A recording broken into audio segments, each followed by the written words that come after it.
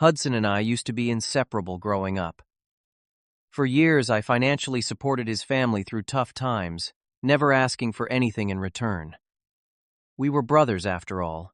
Then came that fateful dinner when he looked me straight in the eye and said those words I can never forget. "This family has no place for losers." Just like that, I became an outsider.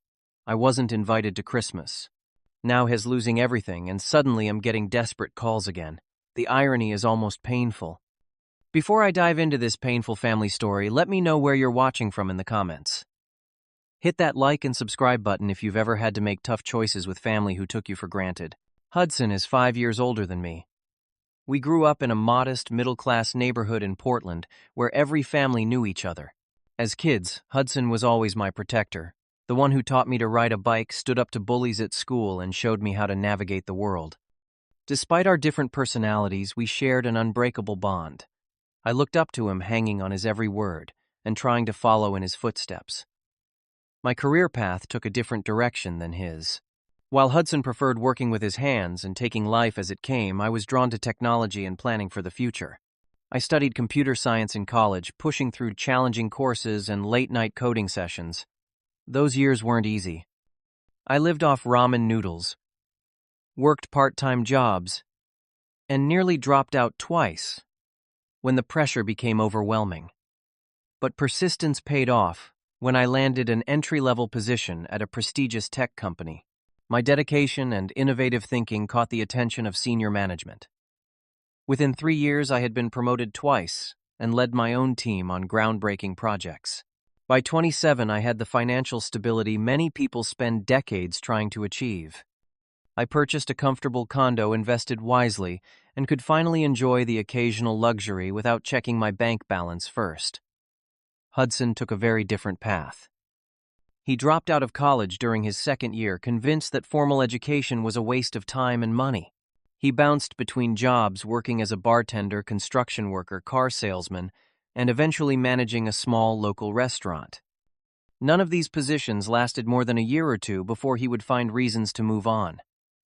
When he was 23, he married Alicia, his high school sweetheart, and they quickly had 2 children, Emma and Liam. With a growing family and unstable employment, Hudson constantly struggled financially. Bills piled up, debt accumulated, and stress became their household companion. I watched from the sidelines, worried but hesitant to interfere, until he came to me directly. The first time Hudson asked for financial help was 7 years ago. He called me late one night, his voice strained with embarrassment and urgency. They were 3 months behind on rent and facing eviction. He promised it would be a one-time request, just to get them back on their feet. I transferred the money, immediately relieved I could help, and naive enough to believe it was temporary. That first loan opened the floodgates. Over the following months, more requests followed, each presented as an unexpected emergency that would surely be the last. I helped with car repairs, utility bills that were about to be shut off, and groceries when their fridge was empty. The pattern escalated when they decided to buy a house. Hudson asked if I could help with the down payment, arguing that mortgage payments would actually be lower than their rent. I contributed a substantial amount, genuinely happy to help them establish stability. But soon I was covering occasional mortgage payments too when Hudson was between jobs. When Alicia was injured in a car accident 3 years ago and couldn't work for 6 months, I covered their medical expenses not covered by insurance and helped with regular household bills. Their children, my niece and nephew, needed braces, sports equipment, and school supplies, which I gladly provided when Hudson and Alicia couldn't. What began as emergency assistance gradually transformed into an unspoken arrangement. My financial support became expected rather than appreciated. The thank yous grew shorter, the explanations for needing money more vague. At family gatherings, Hudson would proudly introduce me as his successful brother, almost as if my achievements somehow reflected on him. Beneath his pride, I sensed growing resentment.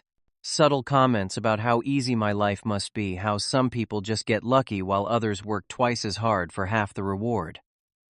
These remarks stung, but I brushed them aside. I knew how hard I had worked for my success and how much I sacrificed along the way. Despite my discomfort with the situation, I continued providing support. I told myself that family takes care of family, that I would want the same help if our positions were reversed. By my conservative estimate, I had given Hudson and his family more than $175,000 over 5 years, not counting gifts, family vacations I funded, and countless dinners I picked up the tab for without obtresis. Hesitation. As time passed, I noticed concerning changes in Hudson's attitude toward me.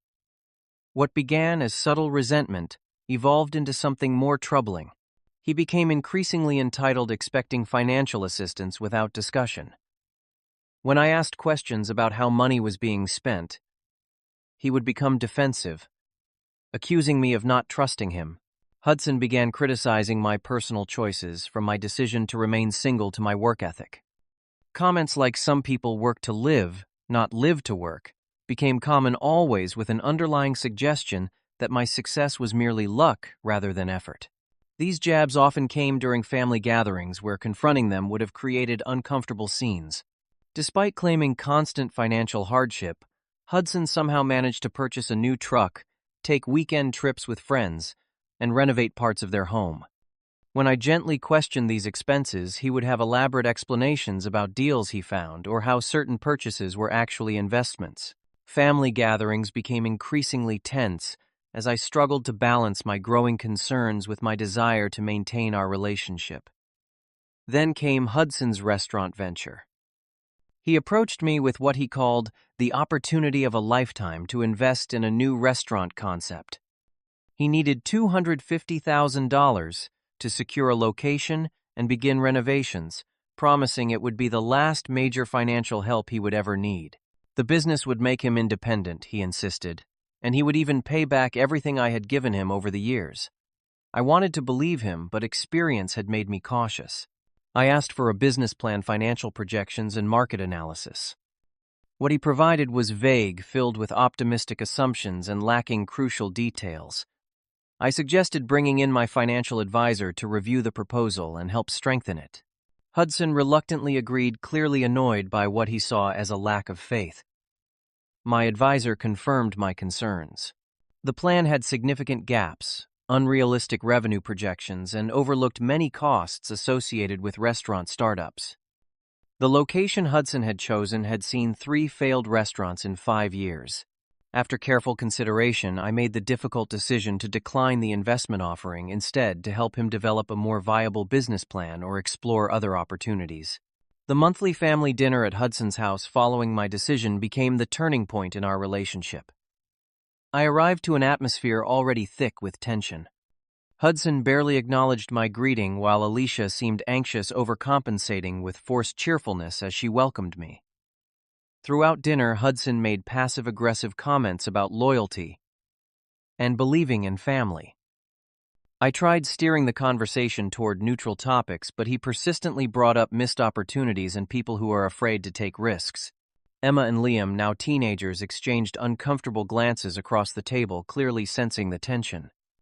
When Alicia brought out dessert, Hudson deliberately raised the topic of the restaurant in front of everyone. "So I guess some people are too good to be part of a family business," he remarked, cutting into his slice of pie. "Too busy counting their money to see a good thing when it's right in front of them." I calmly explained my concerns about the restaurant plan, emphasizing that I wanted him to succeed and was worried about the risks. "It's not about the money," I said. "It's about making sure your investment has the best chance of success." Hudson's frustration mounted visibly with each word I spoke. His face reddened, his knuckles whitened around his fork. Alicia placed a hand on his arm, trying to de-escalate the situation, but he shrugged her off. "You know what your problem is," he said, voice rising. "You think having money makes you smarter than everyone else. You think your fancy advisor knows more than people actually working in the real world." "That's not fair," I replied, struggling to keep my voice even. "I'm just trying to help you avoid mistakes." That's when it happened. Hudson slammed his fist on the table, causing glasses to rattle and Emma to jump in her seat. "This family has no place for losers who don't believe in each other," he shouted, glaring at me with years of pent-up resentment. "If you can't support my dreams, then maybe you're not really part of this family at all." The room fell into stunned silence. Liam's eyes widened in shock. Emma stared down at her plate. Alicia whispered Hudson, "Please," but the damage was done. The words hung in the air, impossible to take back or ignore. I sat perfectly still, the pain of his statement washing over me in waves. After everything I had done, every bill I had paid, every crisis I had helped them through, I was still just a checkbook to him. And now that I had finally said no, I was suddenly not family. "I think I should go," I said quietly, placing my napkin beside my half-eaten dessert. Alicia tried to convince me to stay, but I could see the embarrassment and conflict in her eyes. I thanked her for dinner and left without another word to Hudson. The drive home was a blur of emotions. Anger, hurt disbelief, all competed for dominance. I replayed years of interactions in my mind, wondering if I had somehow enabled this outcome by being too generous, too available. Sleep eluded me that night as I stared at the ceiling, reviewing every financial decision, every sacrifice I had made for a brother who could dismiss me so easily. I waited for an apology the next day. A call, a text, even an email acknowledging the harshness of his words. Nothing came. Days passed in silence, confirming what I had begun to suspect during that painful drive home. The relationship had become fundamentally unbalanced, and it was time to reconsider my role in it. For the first time in years, I began setting boundaries. I consulted my financial advisor about responsibly withdrawing support without causing immediate hardship to Emma and Liam, who had done nothing wrong. The prospect of changing a relationship that had defined much of my adult life was terrifying, but continuing as things were had become impossible. After careful consideration and several sleepless nights, I made my decision. I met with my financial advisor to create a structured plan that would allow me to step back from supporting Hudson's family without causing immediate hardship, especially for the children. Rather than continuing direct payments and loans to Hudson and Alicia, I established separate college funds for Emma and Liam.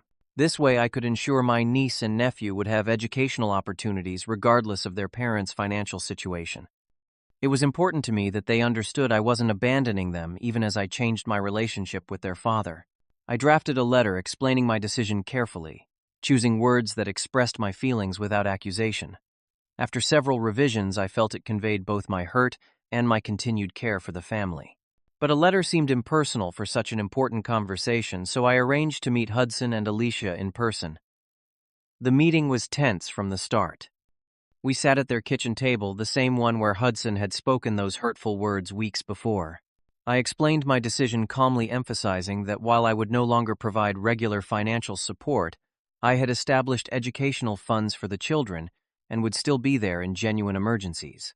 Hudson's reaction progressed from disbelief to dismissal to anger. "You can't be serious," he said, leaning forward. "After all these years, you're just cutting us off because of one argument." "It wasn't just an argument," I replied. "It was the culmination of years of imbalance in our relationship. You called me a loser for not giving you $250,000. That's not what I meant, and you know it." He shot back, though we both knew that was exactly what he had meant. The conversation devolved into accusations. Hudson claimed I was betraying the family, that I had always looked down on him, that I enjoyed having him dependent on me.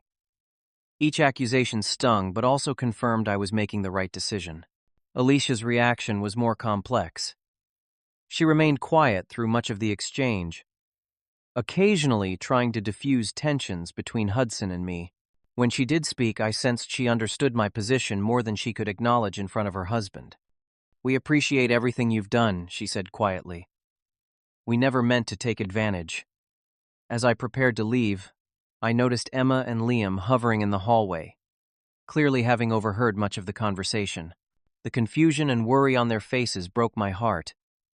I assured them nothing would change between us, that I was still their uncle who loved them.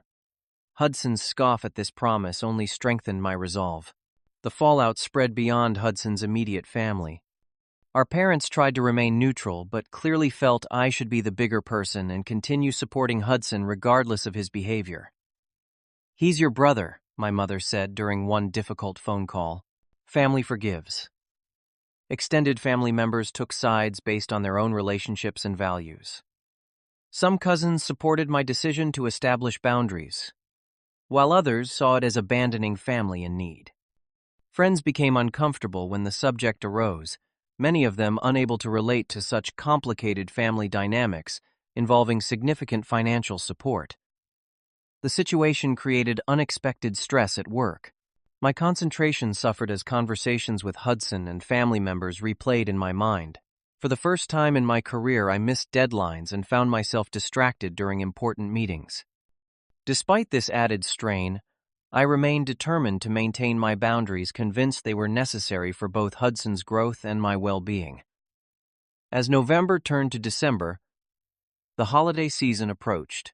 Thanksgiving had passed without contact from Hudson or Alicia. I had spent the day with friends trying to ignore the absence of family traditions. As Christmas drew near, I waited for the usual invitation to their home for Christmas Eve dinner, a tradition we had maintained since they bought their house. The invitation never came. A week before Christmas, I called my parents to confirm our Christmas Day plans, only to learn they would be spending Christmas Eve at Hudson's. "We assumed you knew," my father said awkwardly. "Hudson said you probably wouldn't want to come anyway." That evening, I scrolled through social media and saw photos of preparation for the family gathering. Alicia posting about baking cookies with Emma Hudson, showing off a freshly cut Christmas tree. I was being erased from family traditions, punished for finally standing up for myself after years of generosity. For the first time in my adult life, I spent Christmas Eve alone. I ordered takeout, watched old movies, and tried not to check my phone for messages that never came. The photos that appeared online the next day showed a full family gathering. My parents, cousins, Hudson's family all smiling around a table I had helped pay for in a house I had helped them keep. The pain was intense, but so was my conviction. Financial support, without respect or appreciation, wasn't really helping Hudson. It was enabling patterns that would eventually destroy our relationship completely. Standing firm now might save something of our brotherhood in the long run, even if it meant enduring this painful exclusion. In mid-January, an unexpected encounter shifted my perspective. I was working on my laptop at my favorite coffee shop when I heard someone call my name. Looking up, I saw Emma, now 16, and looking more grown up than I remembered. "Uncle," she said, her voice catching. "Can I sit down over hot chocolate?" Emma apologized for the Christmas exclusion. "Dad said you didn't want to come, but I knew that wasn't true," she admitted, tears forming in her eyes. "I should have called you myself." Emma revealed the tense atmosphere at home since our confrontation. Hudson had been increasingly irritable, spending long hours away from home. His restaurant venture had failed before it even properly began, with the potential location being leased to another business and his partner backing out. Their financial situation was worse than ever, with mounting credit card debt and their mortgage again in arrears. "Mom's working double shifts at the hospital," Emma confided. "And Liam and I got jobs after school. Dad keeps saying things will turn around, but he won't listen to anyone's advice." I promised Emma I would stay in touch directly with her and Liam, regardless of what happened between their father and me. We exchanged phone numbers, and I made her promise to let me know if things got worse at home. As we parted, she hugged me tightly, a gesture that carried more meaning than any words could convey. News about Hudson's deteriorating situation came through various channels over the following weeks. My parents called with increasing concern, describing how Hudson had been forced to admit the complete failure of his business plans. The restaurant space he had hoped to secure was now a thriving cafe owned by someone else, a daily reminder of his lost opportunity.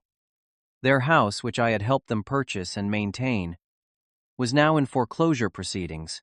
Hudson had apparently missed several months of payments while funneling money into his failed business attempt.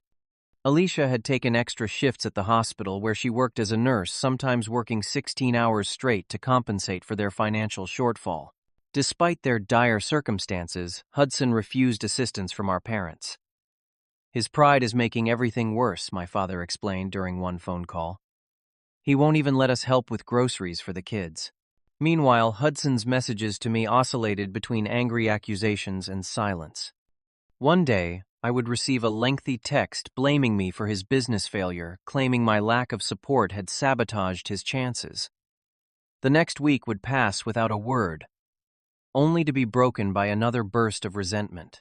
I felt conflicted emotions with each update. Part of me recognized a sense of vindication. Hudson was facing the natural consequences of poor financial decisions and unrealistic expectations. Another part felt genuine concern for Alicia and the children, innocent parties suffering from Hudson's pride and mismanagement. 3 months after our confrontation, I received an unexpected call. It was after 11 at night when Alicia's name appeared on my phone screen. I hesitated before answering, unsure what new accusation or demand might await. "I'm sorry to call so late, Alicia," said her voice thick with emotion. I didn't know who else to turn to. Over the next 20 minutes, Alicia shared the full extent of their situation. Hudson had refused to acknowledge the severity of their financial crisis until it was too late. The foreclosure was proceeding rapidly, and they had less than 30 days to find a new place to live. Hudson's credit was destroyed, making it nearly impossible to rent a suitable home for the family. "I'm not calling to ask for money," Alicia clarified, surprising me. "Hudson doesn't even know I'm calling you. But I'm desperate for guidance. The kids are suffering, and Hudson is so consumed with pride and anger that he can't see what this is doing to them." She described how Emma and Liam had become quiet and withdrawn, how they took on excessive work hours after school to contribute what little they could to household expenses. Hudson, meanwhile, had become increasingly bitter, spending evenings drinking alone in the garage rather than facing the reality of their situation. "I love my husband," Alicia said softly, "but he needs to change, and I don't know how to help him do that." Her honesty and lack of demands touched me. This wasn't the entitled attitude I had come to expect from their household. After careful consideration, I told Alicia I would think about how I might help, not with unconditional financial support, but with a structured approach that addressed the real issues. The following weekend, I asked Hudson to meet me at a coffee shop halfway between our homes. I was surprised when he agreed, though his terse response suggested he was doing so reluctantly. I arrived early and chose a quiet corner table, preparing myself for what would likely be a difficult conversation. Hudson arrived looking visibly worn down. The confident, sometimes arrogant brother I knew had been replaced by someone with slumped shoulders and dark circles under his eyes. He ordered coffee and sat across from me, his expression guarded. "Alicia didn't ask me to call you." I began, wanting to protect her from his potential anger. "But I've been thinking about your situation." Hudson's initial reaction was defensive. "Come to gloat. Tell me how right you were." The words lacked their usual bite, sounding more weary than angry. "No," I replied calmly. "I came to talk about moving forward." Something in my tone must have reached him because his defenses suddenly crumbled. In a moment of raw honesty I hadn't witnessed since we were young, Hudson broke down. Years of resentment, pride, and fear poured out in a jumbled confession. He admitted to feeling perpetually inadequate compared to me, how my success had highlighted his failures. Each time he accepted my help, his self-esteem had diminished further, creating a cycle of dependency and resentment. The restaurant had been his attempt to finally prove his worth, to show he could succeed on his own terms. "I was horrible to you," he admitted finally. "After everything you did for us. I was just so angry all the time, and you were an easy target." For my part, I acknowledged that my help, while well-intentioned, had perhaps enabled Hudson's financial irresponsibility rather than supporting genuine growth. "I should have set boundaries sooner," I said, "for both our sakes." After hours of honest conversation, we reached an understanding. I would help them through the immediate housing crisis, but with strict conditions. Hudson would need to attend financial counseling and family therapy. Any financial assistance would come with clear repayment terms and expectations, treating Hudson as a capable adult rather than a dependent. "I'm not bailing you out," I explained. "I'm investing in your future independence, but you have to do the work." Hudson agreed, and for the first time in years I sensed genuine commitment rather than entitled acceptance. In the weeks that followed, our new arrangement began to take shape. I helped them secure a modest rental home, co-signing the lease but requiring Hudson to make payments on time. I connected him with a career counselor who helped him find a steady job with growth potential, one that aligned better with his skills and interests than his previous positions. The family began attending therapy sessions, addressing not just their financial issues but the underlying dynamics that had contributed to them. Hudson started financial literacy classes, learning to budget and plan for future expenses rather than living crisis to crisis. Emma and Liam showed remarkable resilience, their spirits lifting as household tensions eased. They continued their part-time jobs, but now the money went toward their own savings rather than household emergencies. I made a point of spending time with them, regularly rebuilding the relationship that had been strained by adult conflicts. Seeing Hudson embrace humility and responsibility was transformative. He worked diligently at his new job, received positive feedback from his supervisors, and for the first time in his adult life began building an emergency fund. The change didn't happen overnight, and there were setbacks along the way, but his commitment never wavered. For my own part, I learned valuable lessons about the true meaning of family support. Helping someone doesn't always mean giving them what they ask for. Sometimes it means giving them what they truly need, even when that's more difficult. I recognize the difference between generosity and enabling, between supporting growth and fostering dependency. The most meaningful change came in how we valued each other. Hudson began to appreciate me for more than financial support, acknowledging my advice and emotional presence. I gained new respect for his determination and willingness to rebuild from scratch despite his pride. This year's Christmas celebration stood in stark contrast to the previous one. We gathered at my home, each family member contributing what they could to the meal and festivities. Hudson brought a homemade dessert and a heartfelt card thanking me for not giving up on him even when he had pushed me away. The atmosphere was one of genuine warmth and mutual respect, a new tradition built on healthier foundations. Looking back, I realized that stopping my financial support wasn't about punishing Hudson for his hurtful words. It was about breaking a destructive pattern that was damaging our relationship beyond repair. By establishing boundaries, I gave him the opportunity to discover his own strength and rebuild his self-worth. Has a family relationship ever forced you to set difficult boundaries? Share your experience in the comments below. If this story resonated with you, please like, subscribe, and share it with someone who might need to hear that standing up for yourself can actually save relationships in the end. Thank you for listening, and remember that true family support means helping each other grow, not enabling destructive patterns.